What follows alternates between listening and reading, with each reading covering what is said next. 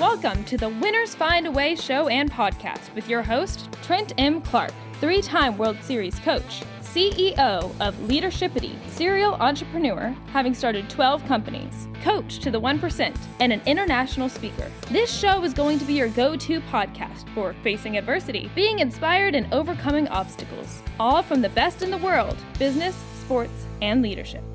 Hate the crappy ingredients in many beverages and energy drinks? Rebellious Infusions are the go-to functional beverage. They have 5 or fewer plant-based organic ingredients, no sugar, no calories, loaded with antioxidants to boost your immune system, and L-theanine for brain health. Rebellious Infusions are available at drinkrebellious.com. Rethink your drink. For 10% off of your next purchase, use the code 99999. Hello, it's Trent Clark, and welcome to the Winners Find a Way show. Excited you can be with us again. I am NIL expert, a serial entrepreneur, a leadership developer of people, international speaker, and probably best known for being a longtime coach in professional baseball, coaching in 3 World Series. I am with my good friend today, Amir Haboosheh. Amir, how are you, buddy? I'm good, Trent. How are you doing? Man, I'm fired up to have this conversation. You were recommended to a good friend of mine, so super excited about bringing you on, man. And things we're going to talk about, the things you're doing right now, is so hot in the market. And we're going to talk a little bit about your career, what you're doing, all that good stuff. First, Amir, tell all the audience where they can find you, looking for you online. Where can they connect with you? Absolutely, Trent. I appreciate that. And I know, before I get into that, I know you're a big fan of baseball, so wanted to show you my Diamondback team. This is our Diamondbacks. He's wearing it proud, man. You know, I did interview with them in 2001, and they told me no thanks. So, you got a bittersweet for the Diamondbacks. And then they won it, I think, that year, the year later or something. I don't remember. Well, this is the plumbing team in Arizona, and that's the one that counts. So. Diamondback Plumbing, is that what it is? That's exactly what it is, yeah. Nice. So, that's right. Yeah. Those snakes, they know everything about, clearing pipes. There you go. Exactly. So, good call. Yeah. So you can find Snowball, and myself included, at the snowballinc.com. That's our website. I'm on Twitter, and the handle is my last name, Haboosheh. And then obviously LinkedIn. You can search for Amir Haboosheh or Snowball, and I'll pop up. That's pretty cool. With a name, last name like Haboosheh, that's pretty. You have your own Twitter account. I'd have to do Clark 6599 exclamation 256 to get my name in on my Twitter account, right? There's so many Clarks. So pretty cool that you get to own your last name on Twitter. That's pretty awesome. I even have it. It's so unique that I even have the domain haboosheh.com. So if you do. Yeah, so nice. If you have Amir, if you email Amir at haboosheh.com, it'll go to my Gmail account. So there you go. Forward it on. That's pretty cool. All right. Now, Amir, a man after my heart. You're an LA guy. You've been living in LA, in the West LA area for some time. Not born in West LA. Where was the humble beginnings for Amir Haboosheh? So I had quite a bit of a journey. I was born in Iran, when then at age 2, we moved to San Diego for 2 years. That's when I first fell in love with Southern California. And then at 4, moved back to Iran for another 2 years in the midst of the revolution there. Our family moved to Israel because that's Jewish. So been there in Israel for a good 9 years, 10 years. Age of 16, and moved to LA, and then haven't moved since. So I would say for quite some time here. So non-Muslim, living in Iran, Jewish, is that pretty volatile? Is that they are not very accepting, or did you feel safe? We felt safe, but at that time during the revolution, there was a lot of uncertainty, and that's when we left. And either you went to LA or California or you went to Israel. So quite a bit of us spread out, just even for a lot of people with our background. And half my family is Muslim and half Jewish. So either way, they pretty much spread out now. Nice. And so why Snowball Inc? Listen, is there any snow in Iran, actually? No snow. Well, actually, no, there is snow. We're very close to the Himalayas. Iran that's the mountains, yeah. Yeah, Iran is pretty vast and a beautiful country. Quite a bit, missed out on good culture there. So one day when it opens up, I think a lot of people appreciate Iran can provide. But outside of that, Snowball is, truly a hat tip to Warren Buffett and his autobiography, Snowball. All of us, our co-founders and myself included, are big fans of creating value and giving value. And we wanted to showcase that by our name too. Yeah, no, have you ever been to the Warren Buffett weekend, like the whole shareholders over in Omaha? Because I think it's going on right now. Yeah, it actually ended this weekend. Oh, it ended the weekend. Okay. Yeah, I haven't. I watch it. I love it, but no, I haven't. Only, I'm not a big. I travel quite a bit. It's not easy, but it is a pilgrimage. So Yeah. maybe next year.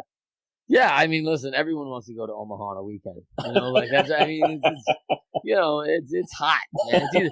I know it's either New York for the weekend, LA, or Omaha. Those are usually my three. I'm usually, It's only the three options you have, really. Yeah, it's really what I'm trying to balance for a great weekend away, actually. Yeah. So, yeah, but like, I have a standing invitation and I'd really like to go one year. There's some good friends in EO. They host a great event for the whole shareholder event and quite incredible. And I just keep telling myself every year, man, I got to make time. Spring's a terrible time for me because I got a lot of travel myself. And so it's always one of these things, like every time it kind of sneaks up on me, like, oh my gosh, is that next week? Like, I just need to commit to it, like, right now and set it and forget it. And like, hey, I'm going to be in Omaha next year, like May 5th or whatever, Trent, why don't we just book the flights right now so we meet up over there and we There we keep go. ourselves accountable? Let's just commit, man. I love it. We're going to do that. So now you grow up. So what's life like in LA? I mean, you come back, you're a high school kid. And did you graduate from high school in LA or were you in San Diego? Graduated from Santa Monica High School. Oh, there you go. Yeah. Yeah. The nice thing about Israel's school system versus United States, it's very rigorous. So, where here you do 6 courses or 6 classes of subjects in a year or in a semester. Over there, it's double that. It's 12 plus.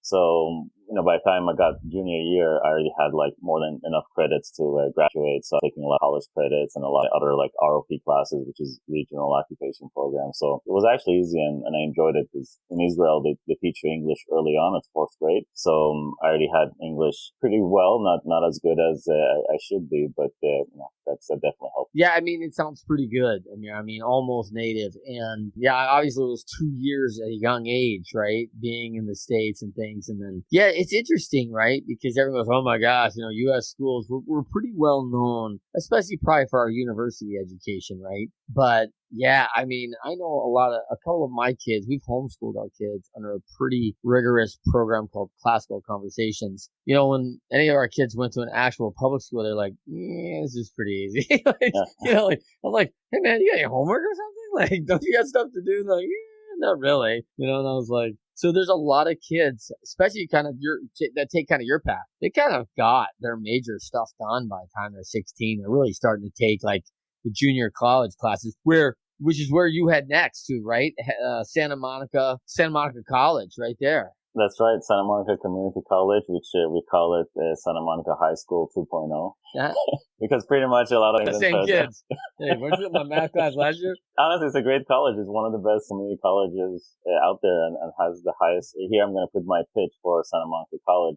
Highest transfer rate to UCLA, USC, Santa Barbara, and all the UC systems. So it's a good one that if you want to save and figure out what you really want to do before moving on to the next step. Yeah, I really appreciate that. Schools that address the fact like, hey, all of our college credits are going to transfer, big deal. 2 is, this is the first time I've ever heard in my life, a lower cost experience in Santa Monica. Usually lower cost experience in Santa Monica do not go together. It is an expensive area and man, it's gorgeous, right? I mean, world famous pier, incredible food. Man, and of course, obviously the natural elements are just, hard to wake up to sunny and 73 every day. So I'm sure you struggled with that. Exactly. That's why we call Santa Monica 73 on taxes. Because that's the 2 things you can always count on. So that's the weather report every day. It's going to be 73 and you're going to pay taxes. Yeah. Sales tax is like over 10 now, right? It's like close to 10, but then you have income tax of Southern California. Oh, yeah. So property, everything. Yeah. I work for the people at that point. Yeah, for sure. It's a tough thing about Cali, man. It's the good and bad of it all, man. So now we're going to talk a little bit about your business, which is, now I think you also, another shout out for Santa Monica. You dropped out of that place. Just said, forget it. I don't even care about the credit transfers. I need to go make money, go to work, go do my thing. And now you are acquiring businesses rapidly. You and your partners are looking at these best-in-class baby boomer businesses that are, have driven the economy for years, not quite recession-proof, but definitely recession-resilient, right? And I just keep hearing more and more about the opportunities that exist in this category. Tell us a little bit why did you choose that, and how it's going? Yeah, no, I appreciate that. It's going pretty well. The main reason for it is wanting to elevate the trades. We realize a lot of these, plumbers, HVAC technicians, really don't have an ownership path. And we wanted to set, the stage where, building a company that, a technician, a CSR, customer service rep, dispatcher is able to have ownership in the company, which is why we're headed to being public. And a lot of our general managers, leadership team, key employees have stock grants and stock options, and everybody has the opportunity to acquire, even right now with our public offering, a piece of the company. That's a part of our mission, wanting every employee to have an equity stake in the company. So to your point, at first it's obviously there's an opportunity where we have a lot of baby boomers, a lot of sellers that paid for their kids to go to college, become engineers, accountants, lawyers. Nothing wrong with that, but they're not interested in owning that business, plumbing, electrical, air conditioning business.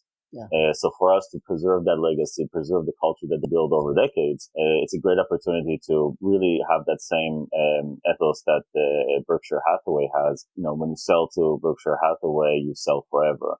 So when you sell to Snowball, you sell forever. We preserve your legacy, we amplify what you do good, and we help work through the limitations that you had and you struggled with by bringing our own leadership trainings and workshops and the coaching that really is now the purpose of Snowball, is to elevate the people working in the trade. Love it. Sounds a great spot for leadershipity. We can do some great training right there. There we go. Little plug for our brand right there. That's why as soon as our friend, I'm sure friend Alex mentioned it, I was like, this is perfect conversation for us. Yeah. It's unique because we've been in the space a little bit. We've helped a number of companies sell their company, get it ready for sale, right? And it's always like get the bride ready for the wedding, right? And so, we really carve out those 5 key elements of Payline. And man, I see a lot of focus in the past. Acquisitions and acquirers do love the idea of giving back. And very different from you, I very rarely heard the public conversation. I've heard a lot of the ESOP conversation, which is a employee stock owned plan. And have you, ventured into any of that? Why the public versus an ESOP option? Talk to the audience through that a little bit, Amir. Yeah, we talked about ESOP and it's still a conversation for us. We're going back and forth of it, but why have 2 vehicles of stock ownership of ESOP and public offering? It just seems that adds another layer of complexity. Sure. So when we started with Snowball, the idea was how do we differentiate ourselves in the market? There's a ton of investment groups, holding companies, private equity firms. Us going with that public first mentality as far as providing an exit or liquidity event for our investors adds, 3-4 additional benefits, not just for our investors, but for the sellers, for the employees, and just for recruiting and retention in general. And part of that for sellers is being able to roll any portion of their equity into Snowball itself so that they can benefit from the larger public offering and pass that on to their kids and benefit from our cash flow and dividends in the future, as well as knowing that there is no next flip. If selling to us, it stays with us. We're not going to push it upstream to another larger private equity. Our path is going public. So sellers benefit, our investors benefit, just recruiting and also a lot of our employees in general. So, let's talk about a lot of people are enamored with Shark Tank, right? Oh, hey, man, I'm going to go get an investment from one of the sharks.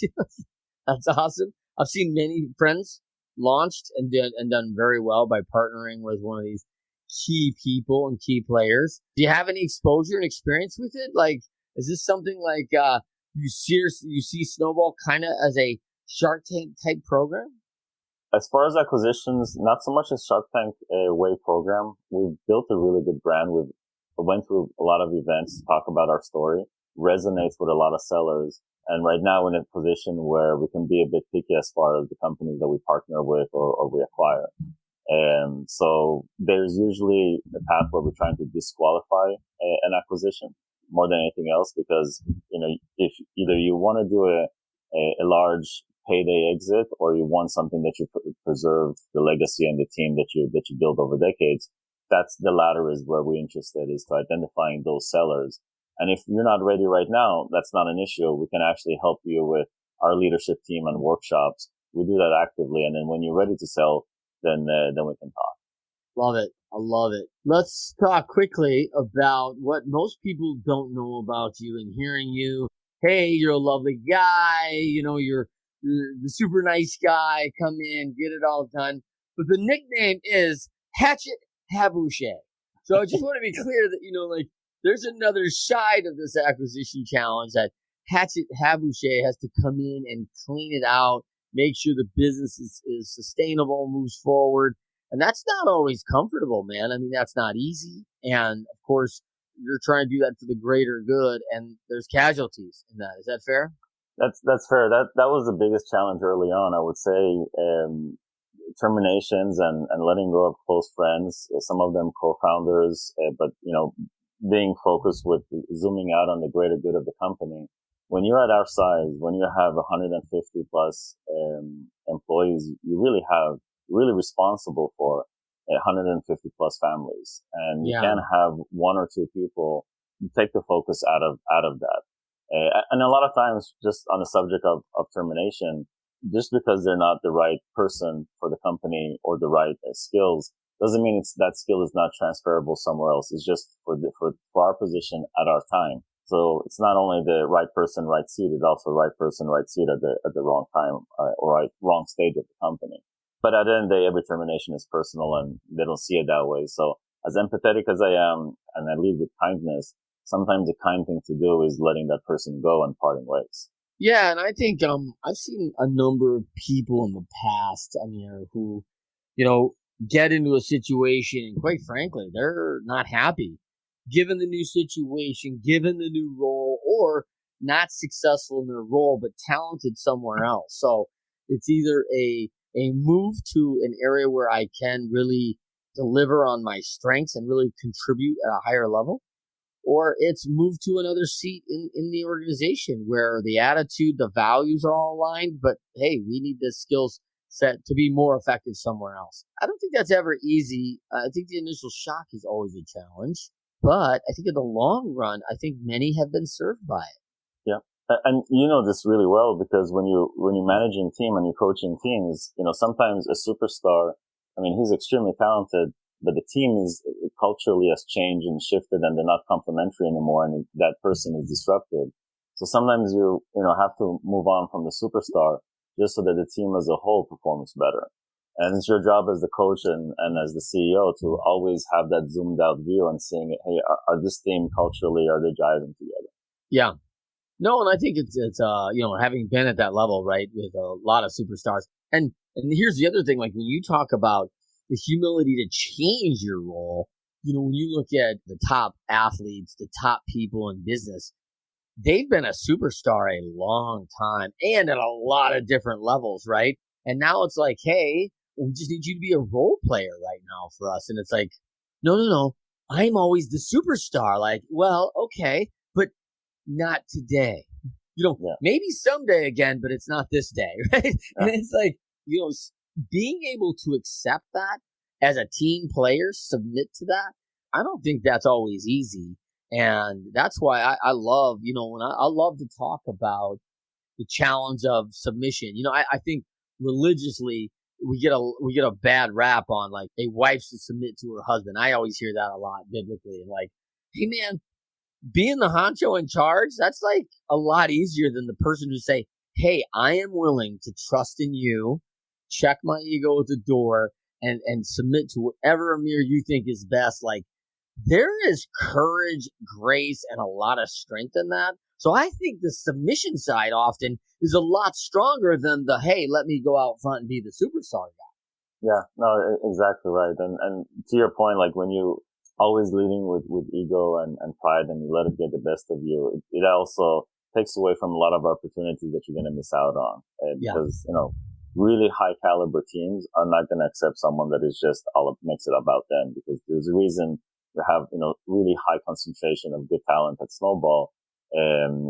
Everybody here is important. Everybody here has a role. Let's have that team mentality. Yes. And everyone contributes to the greater good of the mission here. And here's the thing, and I always, I'm reminded of, people overlooking the little things, right? The small things that matter, like how clean your office is and that custodial service as you bring in, potential prospects and go, hey, this is a huge role for our organization to say we are professional. We take all the little things in detail. This is important to us. And man, if I walk in and it's changed, and I use the example of like fast food. You've got an older child now. When they were little kids and you're on the road, you're like, hey, I'm going to go to a McDonald's 20 years ago. It's not for the food. I can get a clean restroom. I can get something to drink that's cheap. We can get something that's going to just be a quick stop and feel good about that. Man, now that some of the little things are gone out of that organization, it's like, hey, are we going to get this back? Because, the reason I stopped before, you don't give me the same reasons anymore. And it's not fast anymore. I'm sorry. So I don't have quality. I don't have speed and I don't have cleanliness. I'm sorry. The three things that I came to you for, I don't need to come to you anymore for. This is not good in your model, right? Yeah, exactly. And then I would even add safety and just good lighting. You just generally, when you go with your kids, you just want to make sure that the place is safe. You're not going there for the quality, even though I'm not going to talk too bad about them. I do love their fries. Yeah. I love their food too, by the way. I'm not knocking McDonald's. I am happy with them as what they offer me. I am happy. Yeah, but definitely, that's part of the things that we always think about. In that moment, do we want to choose, Jack in the Box or McDonald's or Chick-fil-A? And now it feels like, hey, I'd rather go into Chick-fil-A. That gives me that warm and fuzzy feeling because they're clean, they're polite, they're respectful. Quality of the food is good. It's well lit and safe. Yeah. And expediency is important to them. Customer service is important. You feel valued. Yeah. And we're paying a lot more for that. I mean, in fairness, my guess is the average check on a McDonald's to a Chick-fil-A check is probably for two people. I mean, no less than $10, right? And so, all of a sudden, you're like, whoa. Now, I'm paying more for that, but I'm getting what I pay for. Yeah. Right? Yeah. So... And customer service is key. Even with our technicians, at first they have some challenges with it, but our technicians, when they roll into a house, they know not even to park and block the driveway because you don't want, if someone needs to leave in a rush or, the husband comes in and parks, you don't want to be the one that is just taking their spot.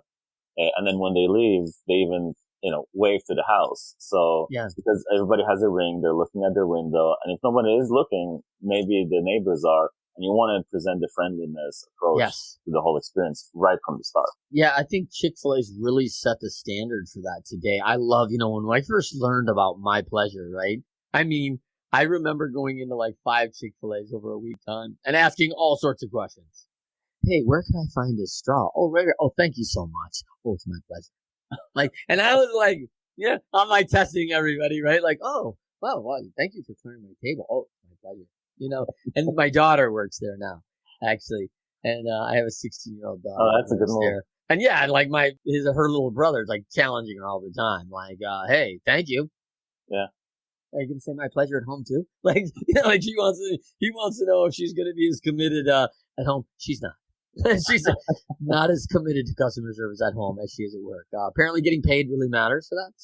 And so it's I will good. say, test that. We'll give it a year because I actually heard from my friends when they had their sons and daughter working at Chick-fil-A, all of a sudden, when they said thank you, they said instinctively, my pleasure. And they had to recoil for a second. So.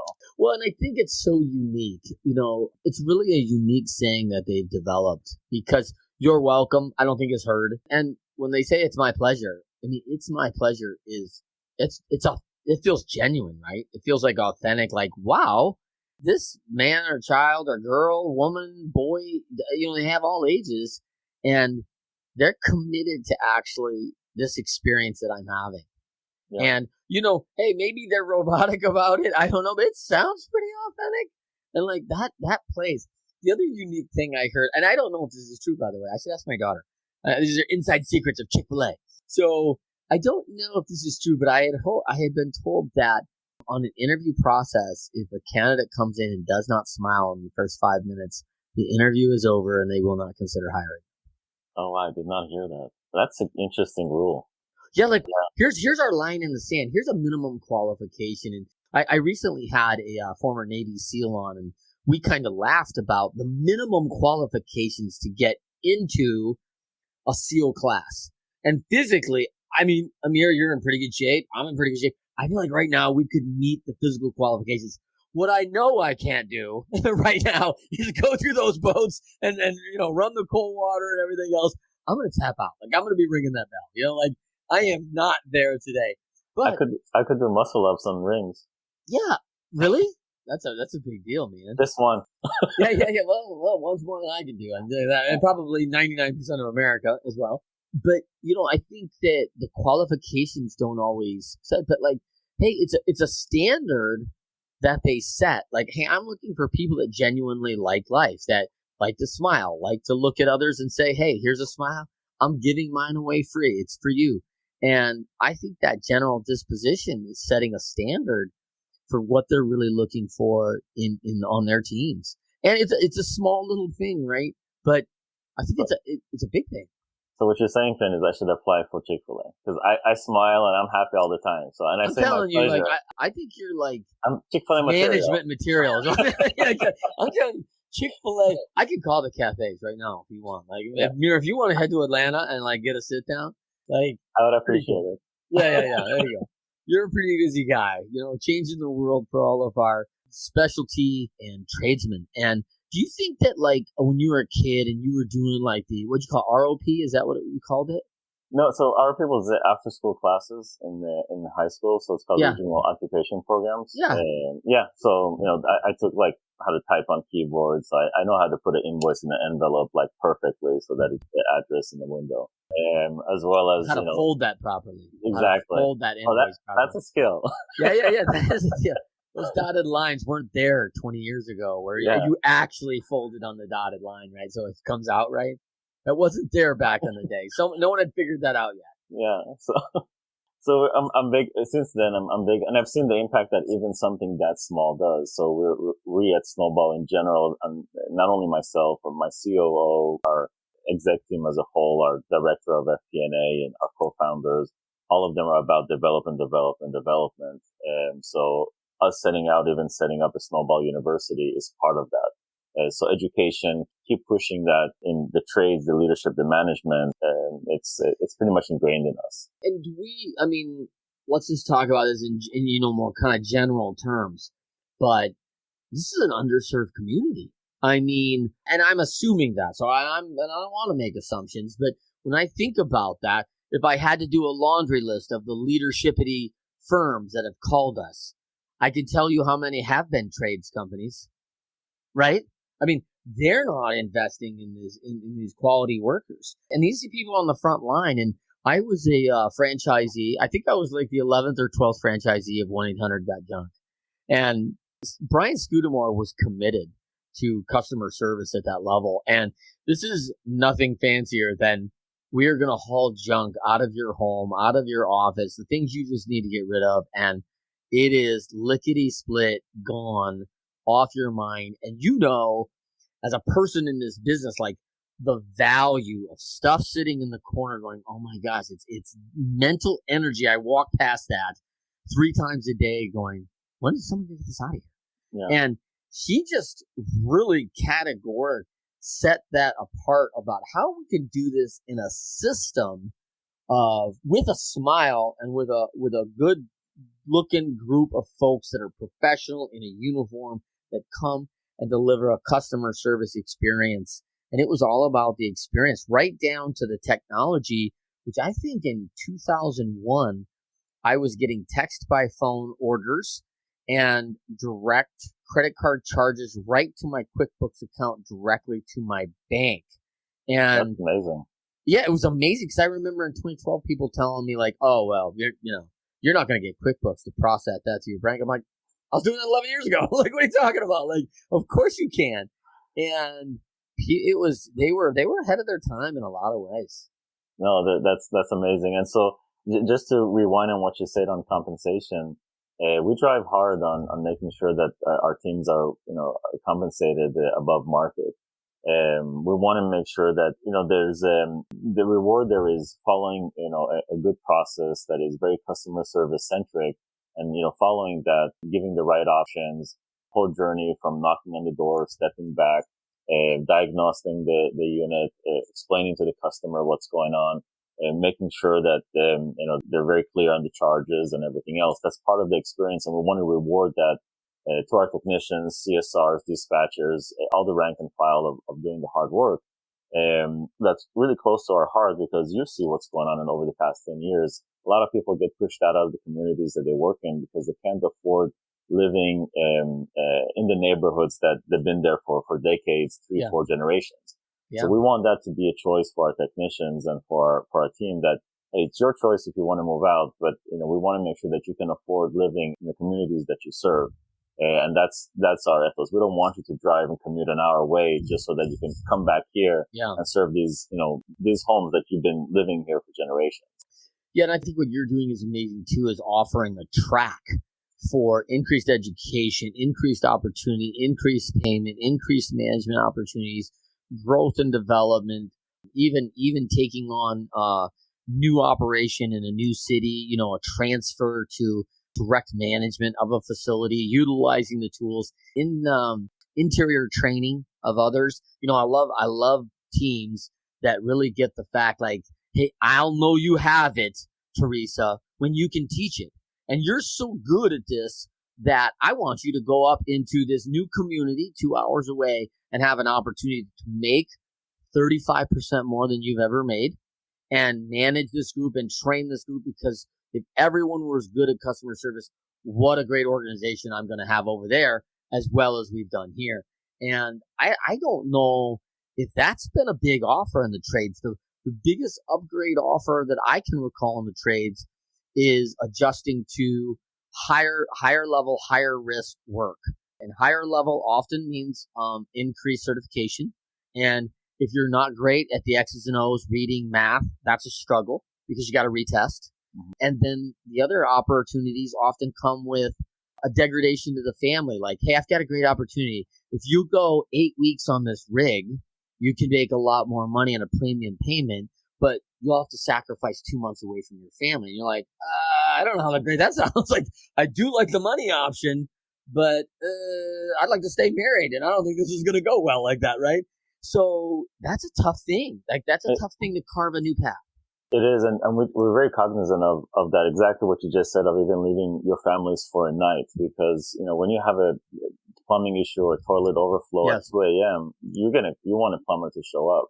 Mm-hmm. And so we make sure that we rotate that, and also for the plumbers to feel like at that moment. One of the things I actually picked up from a previous seller of the Diamondback from that we acquired was when you show up at 2 a.m., you're not a plumber. So imagine like your daughter is going off to school somewhere in college, and she calls you, Dad, I have my toilet is overflowing. You feel helpless. What are you going to do? You call a plumber and they tell you, hey, we're going to show up at 7 a.m. or 8 a.m. Yep. We don't have anyone right now. You're frustrated. You call Diamondback or you call one of our teams. They show up at 2, 3 a.m. You feel such gratitude and relief. That person just, pretty much saved your daughter from having a sleepless night and having just her apartment ruined. So. Yeah. And I have a group like that, SJR Holdings, out of Fort Worth, Texas. TCU students. I mean, that's what they do. They have a great system and process behind, hey, a student comes in and they're in all student housing. They're in student houses, apartments. They're actually all houses. They're one of 5 rooms rented, and there's a premium. It's college level. But the parents just want to know, like, hey, if the heat doesn't work, someone's coming out to fix the HVAC. They're going to come out and fix this heating unit. And that's a big peace of mind. And, I also think what a great way to train and understand the value of not only like these people are stressed. It's 2:30 in the morning. They all got to go to work tomorrow, just like I'm supposed to. I really have some empathy for what's going on with them. And I'm going to do everything I can. But I think one of the things a lot of people miss in this environment is that every moment that time gets there quickly and saves, it's thousands of dollars in remediation costs saved, because this thing goes as a problem in a plumbing, water, anything that's going in. Like, hey, every 10 minutes is another $1,000 in remediation because it's higher flood. It's more carpet that's got to be ripped out. Oh my gosh, we're going to have to do all the walls again. And most people, as a Midwest kid, most people don't know in the Midwest that very few houses are insured in their basement. So when things go badly, and it's usually plumbing, it's usually a water issue. Yep. All of a sudden, you've got 6 inches of water in your basement, and the insurance goes, oh my gosh, that's too bad. Well, you're going to pay for it, right? Like, no, that $35,000 of remediation is on you. You're like, I'm sorry, what? Like, so when one of your technicians come in, they're literally going, man, you might have saved my kids our ability to pay for our child's college this year, because that fund could have been drained immediately. Yeah. And because that's just the cost of doing business now. And it's unfortunate. I bet it happens to thousands of families horribly every year. And, man, it's just those things that, we know, but we don't know. And we want to save money on insurance. And it's hard, man. Yeah. And, I had an investor, I'll share this story too. I had an investor in Snowball call us one time. He's like, hey, I use your firm, one of the companies that you guys own. And, they were a little bit higher than everybody else in the market. And I was like, oh, how many people did you call? So I called 3. I was like, and who showed up? And it said, your company. I'm like, exactly. It said at 2, 3 a.m., there's a reason we're a little bit more PM because we show up. And maybe you paid an extra $100, $200, but they did the work, they did it right the first time, and they did it quick. I mean, can you imagine the $200 I paid up front that saved me $20,000 in potential remediation costs, repair, and time, and potential worse is, how many times we've seen water damage cause mold issue, and all of a sudden you got people sick in the house, and, oh, listen, that's going to cost you now $60,000, and you just need to be out of your house for 90 to 120 days. Like, yeah. Wait a minute, what's that rent going to cost me? Like, wait a minute, how's this thing working? Like, it can get crazy in a hurry. And so let's kind of pivot on that, Amir, which is the marketing, right? Hey, are we selling, we pick customer service, quality, and time, right? Like how quick we can do things. And, I always have to tell people, you better pick 2. Because if you tell me you have all 3, I don't believe you, right? Like, I think you're lying to me. And so Lexus is not selling me a low price vehicle. I get that, right? But they're selling me quality, and they're saying, hey, the value's there. And I'm like, all right. You can sell me on that. But if they came in and go, we're the lowest price, but it's the best car ever made, I'm, sure it is, right? So now let's go back to Amir, high school kid, Santa Monica High School, Santa Monica 2.0. Shout out Santa Monica College. Which I dropped out of. I couldn't, which you dropped out of. I couldn't even cut community college. So yeah, I wasn't even worried about the transfer credits. I think when my Spanish teacher, I was taking late night classes and I fell asleep in one of her classes, and she told me, "Look, I'm not counting you in as being attending here." I'm like, you know what, you're absolutely right. Sorry for disrespecting you, but can I go back to sleep? And then I went outside to had a couch there, so that's when I knew that okay, I need to move on. I'm not doing right by anybody.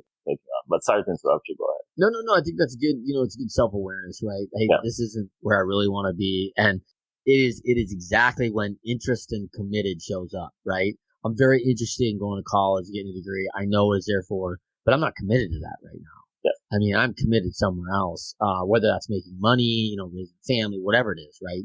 And so the recognition of like, hey, being interested in something probably isn't serving everybody else. So, until I can get committed, maybe I'll return. Fortunately for you, you found a path. Now, when you were this kid rolling through, I mean, did you see yourself? You know what I'm going to do? I'm going to buy businesses one day. Did you see yourself as a 14-year-old entrepreneur? Like, this is what I'm going to be?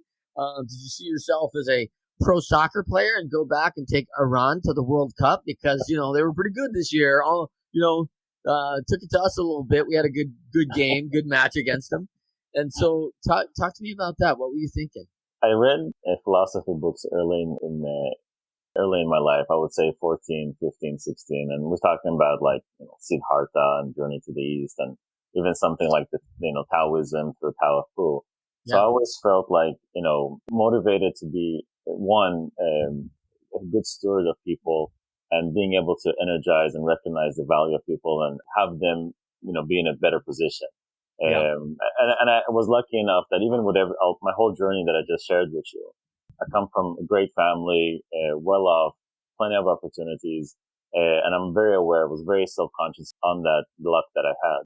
And I think even Warren Buffett speaks about it, like probably like the best thing that can happen to you is where are you born? If you're born in the US or you're born somewhere else that is a little bit underdeveloped, that's kind of pretty much dictate the opportunities that you have available to. So was very self-conscious of that or self-aware of it.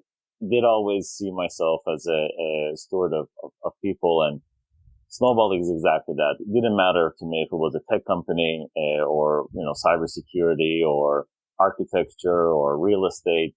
Wanted to have what can I have the most impact on people in a positive way, and that's my main motivation. That from early on was always what I cared about. Even when I was in a restaurant helping a friend, anytime I would talk to a busboy or a waiter, I would coach them through like, hey, are you saving money? Are you putting away? Do you have a IRA account? And imagine talking to a busboy that is living paycheck to paycheck, really trying to work a budget with them to be able to even put an extra 100, 200. So being able to be a position that I could impact 150 at a time with that type of drive, it's pretty much what energizes me. Did you have a mentor that you saw doing this well?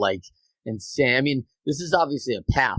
Most 14 or 15-year-olds don't know this is a path out there, right? Like they don't know, hey, I could be buying businesses, right?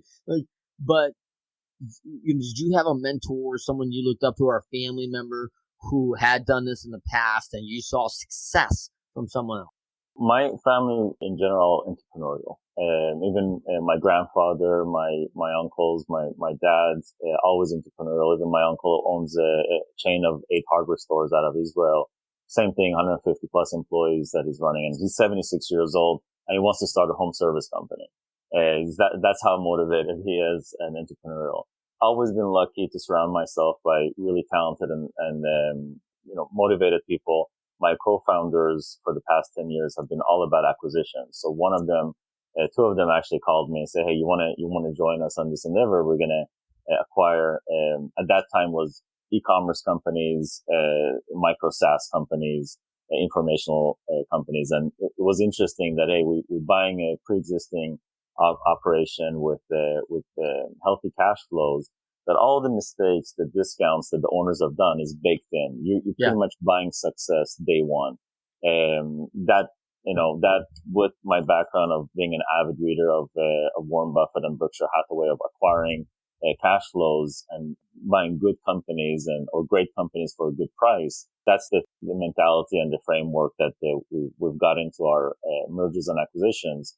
And over that, just continue being coached and mentored with really good partners and co-founders. And I'm very aware that I'm very lucky to be in that position. But if you always make sure that you surround yourself with good people and your net worth is really your network, luck will come to you because you're prepared for it. You set the stage to receive luck. And that's the position I put myself in. Wow. I love it. Now, people are probably sitting out there going, well, Amir, you probably had $2 million to invest, right? Is that accurate? Do I need $2 million to start buying a company? Because, man, I mean, here's a company with an EBITDA, which is earnings before interest, tax, depreciation. And so when you hear that, do you think like, oh, this is my stopgap. I don't have credit. I don't have $2 million. Here's a $500,000 EBITDA getting a 3X. They're going to want $1.5 million. And of course, our SBA is pretty fabulous about doing not an easy process, not fast process, but you have a great bank out there, Live Oak Bank, that's just incredible. They're very good at it. There's a lot of things out there that resources and services to come alongside, but where were you at in that mix? Yeah, so you hit it in the head. You don't need 2 million. You want to buy a 500,000 cash flowing business. You can probably buy it for about, the purchase price will be 2 million. But with SBA program, you would need anywhere from 5 to 10%. So that would be 100,000 to 200,000. Wow. Knowing that the outcome is for you to, at the minimum, have 100,000,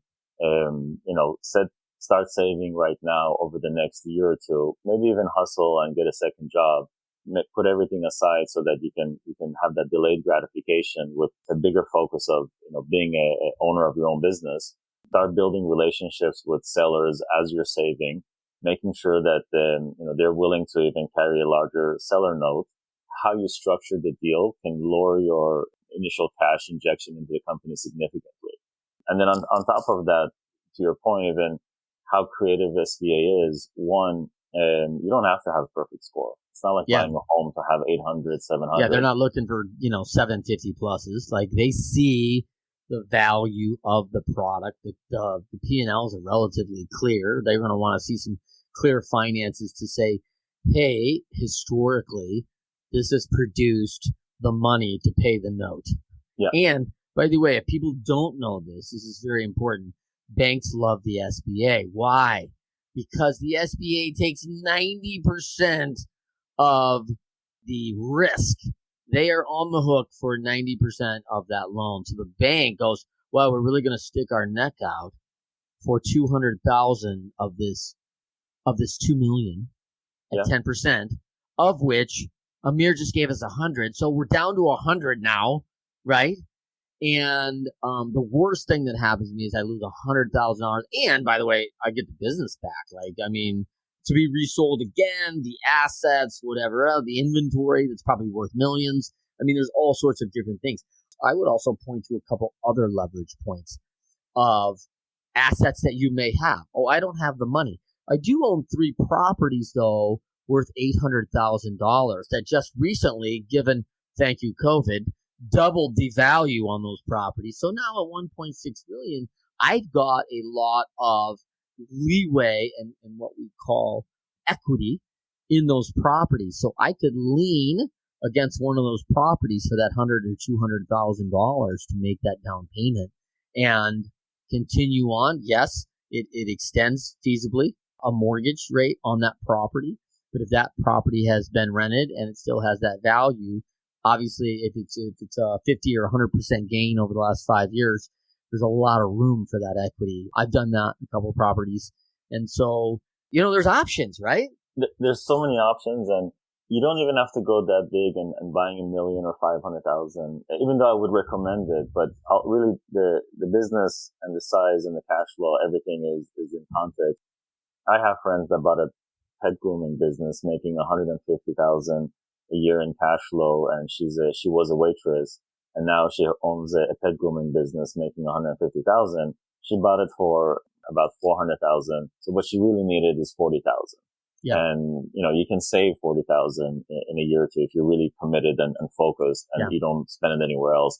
And then you buy another one, and then you buy another one, and you start building your own chain of it. Yeah. And let's just break that down real quick. As this person unlikely made $150,000 waiting tables. Unlikely. I mean, not that you can't do it, but pretty tough. All right. Those are very few. There's, my buddies over at the Gibson Group, their guys probably in the men and women probably do all right. I know a few too that make definitely 120 plus, but 150 is a stretch. It's a lot of money for a waiter. It's a lot of money for waiter waitress. And so as you say that, so she's already created a lifestyle that does not need $150,000. She can maintain, her current lifestyle, and now she has $150,000 in revenue. So if she lives off a $75,000 income, which is probably still an upgrade from her former job, she has her $40,000 she can recoup in a short time. She sets aside $75,000 for the next. She's doing something she truly enjoys, being around the pets, doing this. She buys a second, she buys a third, she buys a fourth. Now listen, we also get more efficiency in economies of scale. She doesn't need an accounting group on 4 units. She only has 1 group to account that. So 150 per unit turns into 175 per unit, right? Now all of a sudden we're up and she's running into 350, 700 a year. And she's like going, wow, I can live a pretty good lifestyle on 700 a year, enjoying what I'm doing. And I've put a position in place now where really I'm managing my 4 general managers at each facility. My life's improved. Training and education has become very important on how we run our systems well, take care of our customers, and both our pet customers and their owners, right? Yeah. And off we go. Yeah, and it teaches you so many things too. It teaches, like, everything you said is like, you nailed it, but it teaches you management skills. It teaches you customer service, even though waiters and waitresses do a fantastic job of that. Yes. So that translates really well. But the whole customer journey from the moment they walk in, cut that their pet had, the shampoo experience afterwards, people management. There's other skills you learn that now, if you want to go to the next level and maybe sell this and buy a bigger business that is doing $1 million in cash flow, well, first you amass quite a bit of wealth over the past 3-5 years that you have the down payment, so you now need to step up. But now you're ready to receive that bigger business because there's a lot more at stake. There's 30 employees, there's 50 employees, but you learn your management skill chops with the 5, 6, 7. Yeah, it's so good. I mean, and for people that don't know, there are 10,000 baby boomers retiring every day, and many are company owners. These businesses are highly, regarded in cash flow positions. In fact, one of the knocks that I have on the best in class and baby boomer business is that they don't scale up, because if you've kicked off a business with $500 or $1 million a year for 15 years, let's just say that's 7.5 to $15 million. Like, if you're living in the Midwest, you're living very well, all right? And also, these are baby boomers, so they are over 65 years old. So at 65 years old, I won't have a payment on any of my properties, right? I don't have a mortgage anymore. My costs have all of a sudden gone down in my lifestyle. And I'm like thinking, man, I don't want to scale this thing up because I don't want to work that hard. I don't need to work that hard. I've got money in the bank. I've got college paid for the kids. I'm going to retire good.